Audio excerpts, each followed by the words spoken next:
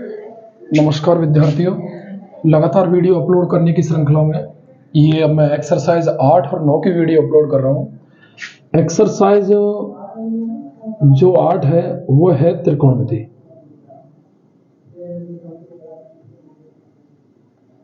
और त्रिकोणमिति के एक तो आपको मैं बता दूं कि एक तो फॉर्मूला सूत्र सब याद होने चाहिए, एक वो सारणी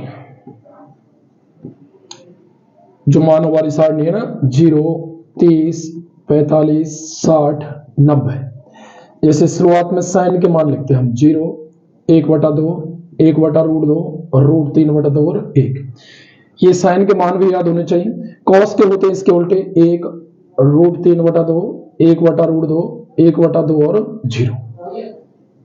tan की जो वैल्यू है इसमें इसका भाग देने पर tan की वैल्यू आती है 1/√3, 1, √3 और इन्फिनिटी अपरिभाषित जो वैल्यू होती है। ये तीन वैल्यू तो ऊपर ऊपर की आनी चाहिए, सारणी तो पूरी आनी चाहिए। जैसे ही आप एग्जाम हॉल में बैठेंगे सबसे पहले इसी को बनाएंगे, क्योंकि बड़े नंबर की प्रश्नावली है तो छोटे छोटे काफी प्रश्न पूछे जाएंगे इन मानों के आधार पर। एक जितने भी त्रिकोणमिति के फॉर्मूला है, देखो मैं प्रत्येक फॉर्मूला की डिस्क्राइब रूप से करा सकता हूं आपको, लेकिन समय नहीं है। ये सारणी भी अच्छी तरह से समझा सकता हूं, लेकिन आप ये देखो कि अब मेरे समझाने से कोई फर्क नहीं पड़ेगा। अब तो अब तक जो आपको याद किया हुआ है वो है। मैं तो ये बता सकता हूं कि आने वाला क्या है, एग्जाम में क्या आएगा वो देखो। तो पहले प्रश्न के रूप में तो आप पर एक तो सारणी के मान और सामान्य सूत्र जो भी है इसके सब याद होने चाहिए। इसमें मैं आपको बताऊं, जैसे एक जो आपके पाइथागोरस प्रमेय है, पाइथागोरस प्रमेय k² बराबर l² प्लस a²।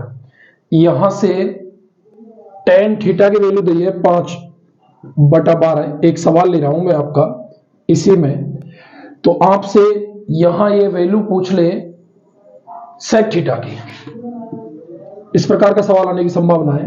तो मैं एक समकोण त्रिभुज बनाऊं। एक बात बताओ, ये जो tan थीटा है ये लाल बटे कक्का में, समकोण त्रिभुज में लाल बटे जो कक्का होता है ये होता है sin थीटा, ये cos और ये क्या होता है tan, cot sec और cosec। तो tan होता है l/a। तो l तो है 5 और a है 12। अब इससे कर्ण का मान निकालेंगे तो k² बराबर 5 का वर्ग प्लस 12 का वर्ग 25 प्लस 144। k का मान निकालेंगे तो इसका अंडर रूट 144 है 169 और इसकी वैल्यू आ जाएगी 13। तो ये जो 13 वैल्यू है ये किसकी आ जाएगी, कर्ण की। अब यहां से sec थीटा का मान निकालेंगे आप, तो देखो ये होता है sec कर्ण बटा आधार। कर्ण कितना है 13, आधार कितना था इसमें 12, ये हो गई इसकी वैल्यू। इस तरह से आपसे सवाल पूछेगा एक, ठीक है। और देखो आगे एक और दूसरे टाइप के सवाल मैं आपको बता दूं कि 9 sec² a माइनस 9 tan²। यहां से 9 कॉमन आएगा, ये sec² a माइनस tan²। अब ये निष्पत्ति होती है किसका मान 1 होता है। अब 9 × 1 बराबर कितना आएगा 9 ही आएगा। इस तरह के आपको यदि ये निष्पत्ति फॉर्मूला याद है ना तो आप एक एक नंबर के काफी सवाल सही कर दोगे, ठीक है। ये ध्यान रखना होगा। जैसे एक सवाल मैं ले लेता हूं आपको इसी में ही मान के रूप में, दूसरे सवाल में ही। एक तो पहले बता दिया, दूसरे का एक स्टेप का और सवाल बता देता हूं। देखो 2 tan 30 अपॉन 1 माइनस tan² 30। अब देखो 2 × tan 30 की वैल्यू होती है 1/√3 अपॉन 1 माइनस tan 30 की वैल्यू 1/√3, इसका स्क्वायर है तो इसका स्क्वायर कर दिया 2/√3। 2 × 1 2, नीचे √3 अपॉन 1 माइनस 1 का वर्ग 1 √3 का 3, 3 एकम 3, 3 में से 1 जाएंगे तो 2, तो ये हो जाएगा 2/√3 अपॉन 2/3। इसको ऐसे लिख सकते हैं 2 बटा, देखो वैसे तो पहली तीसरी दूसरी चौथी कट रही हो तो काट देते हैं। यदि आपको इस तरह से नहीं पता तो आप ऐसा कर लो, ये नीचे की तो ऊपर चल जाएगी और ऊपर की नीचे, 2 से 2 कट गया, 3 को √3 इंटू √3 लिख सकते हैं, नीचे √3 है, ये कट जाएगा, बचेगा क्या, √3। ये फाइनली इसका आंसर है। इस प्रकार से सवाल आपके आएंगे। आप वीडियो को पॉज करके रिवर्स करके आराम से समझ लो, क्योंकि मैं थोड़ा 10-15 मिनट की वीडियो बना रहा हूं। इसके बाद में आराम से तसल्ली से चालू करेंगे। आप जो आगामी 10th क्लास होगी और 12th क्लास होगी, उसकी वीडियो डेली तसल्ली से सवालों को करेंगे। अब तो सिर्फ ये देख लो आप आएगा क्या, और अभ्यास करो। अभ्यास आविष्कार की जननी होती है, आपको पता है। एक ये सवाल है, देखो, sin θ upon 1 plus cos θ plus 1 plus cos θ upon sin θ is equal to RHS में लाना है आपको 2 cosec θ। देखो ये LHS है, ये क्या है LHS, और ये क्या लाना है RHS। आप इसका ये sin θ इंटू 1 प्लस cos θ ऐसे लेंगे, इससे ये कटेगा, ये हो जाएगा sin स्क्वायर थीटा, इससे ये कटेगा, ये हो जाएगा 1 प्लस cos θ का स्क्वायर, ये खुल जाएगा sin square theta a square plus b square plus 2ab 2 into cos θ upon sin θ into 1 plus cosec θ।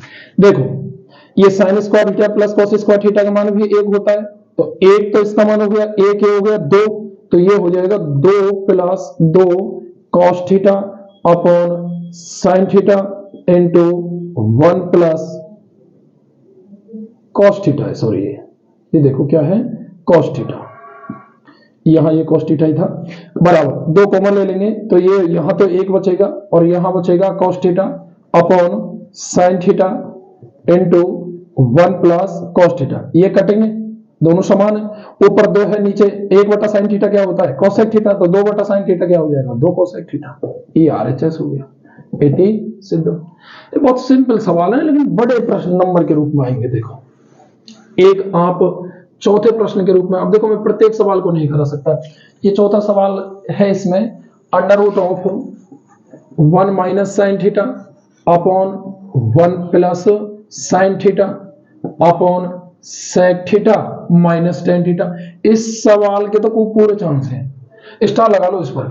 ये इसका ना परमीकरण करते हैं, ऊपर और नीचे, जैसे ये 1 minus sin θ upon under root 1 plus sin θ, ये है। अब नीचे के जो है ना, चिन्ह को चेंज कर दो, गुणा कर दो, ये under root 1 minus sin θ upon under root 1 minus sin θ का गुणा हो जाएगा। ये ऊपर सेम है, तो ऊपर तो 1 माइनस sin θ बचेगा, ठीक है, नीचे a प्लस बी और a माइनस बी, तो a square minus B square, इस प्रकार से बनेगा। देखो अंडर रूट हट गया, वर्ग हटा दिया मैंने, तो 1 माइनस sin θ, अब ये क्या हो जाएगा cosec square theta, cos square theta, और स्क्वायर हट जाएगा अंडर रूट, तो क्या बचेगा cos θ, इसको अलग अलग लिख देंगे, 1 upon cos θ minus sin θ upon cos θ। 1 upon cos क्या होता है sec, और sin अपॉन cos क्या होता है tan, ये आ गया RHS। इस प्रकार से सवाल हो जाएंगे। तो इसका बस परमीकरण करना था। एक सवाल के बारे में यदि मैं और बात करूं आपसे, देखो sec a into 1 minus sin a, कोष्ठक को sec a plus tan a, ये बराबर क्या लाना है 1। ये आपको कुछ नहीं sin cos में चेंज करना है, यहां से इसका गुणा कर दो, ये तो sec और tan ही हो जाएगा। देखो यहां से ये sec और sec इंटू साइन होता है tan, ये sec square minus tan square, ये तो 1 आ जाएगा डायरेक्ट, सिंपल है सवाल है। तो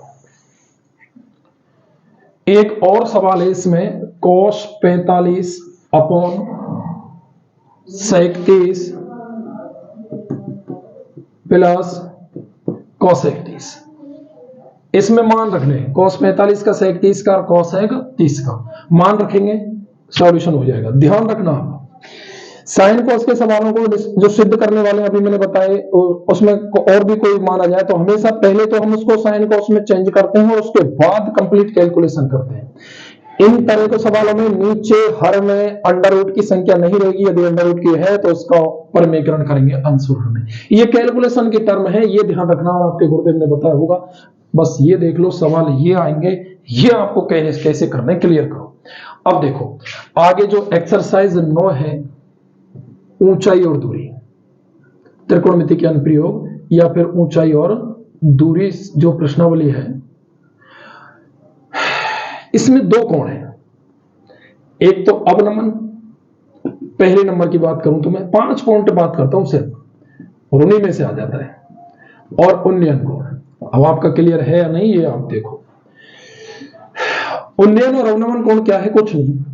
एक बात बताओ, ये जेड की आकृति यदि ऐसे दो समांतर रेखाओं को ये काटे तो ये जेड की आकृति बनती है। ये जेड के कोने बराबर होते कि नहीं? या फिर ऐसे काट दो, ये लो, ये जेड के कोने बराबर होते कि नहीं होते? तो ये दोनों कोण आपस में बराबर होते हैं। तो ध्यान रखना, अवनमन और उन्नयन कोण भी दोनों आपस में क्या होते हैं? बराबर होते हैं। ये पूछ सकता है एक नंबर में, अवनमन और उन्नयन कोण बराबर होते हैं।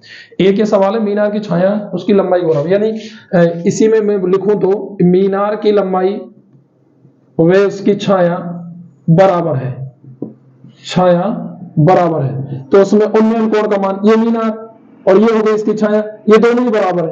और जब ये दोनों ही बराबर है तो फिर यहाँ सीधी सी बात है, कोण का मान कितना होगा? 45 डिग्री। कितना बनेगा? 45। उन्नयन कोण हमेशा नीचे बनता है और अवनमन कोण हमेशा ऊपर बनता है। उन्नयन कोण वो होता है जो नीचे से ऊपर देखते हैं, अवनमन कोण वो होता है जो उन्नयन कोण तो वो होता है जो नीचे से ऊपर देखते हैं, और अवनमन कोण जो ऊपर से नीचे देखते हैं। ठीक है। दूसरे पॉइंट की अगर मैं बात करूं आपसे इसमें, तो ये है, देखो, एक वृक्ष हवा से, ये ध्यान रखना, ये ऐसा सवाल होगा आपके, एक है ऐसा सवाल, एक वृक्ष हवा से टूटकर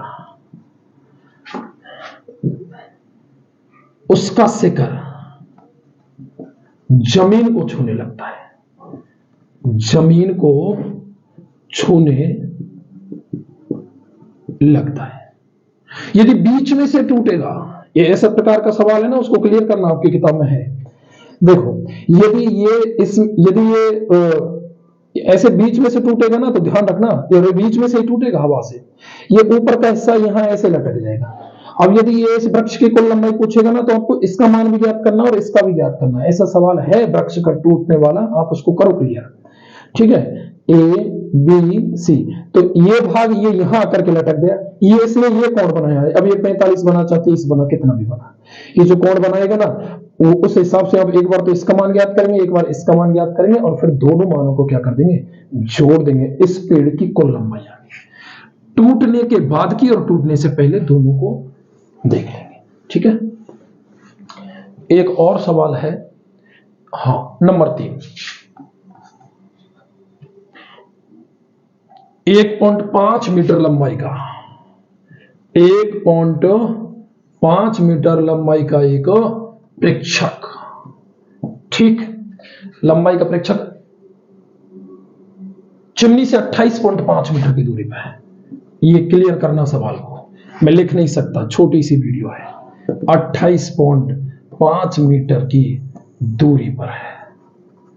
ठीक है, ऐसा सवाल है, ये ध्यान रखना। जैसे इसकी लंबाई इतनी है और इस चिमनी की लंबाई इससे, और ये दूरी है इससे 28.5 मीटर की दूरी पर, या फिर इसकी चिमनी की लंबाई 28.5 मीटर दे रखी होगी, ये करना 1.5 मीटर लंबाई वाले प्रेक्षक का।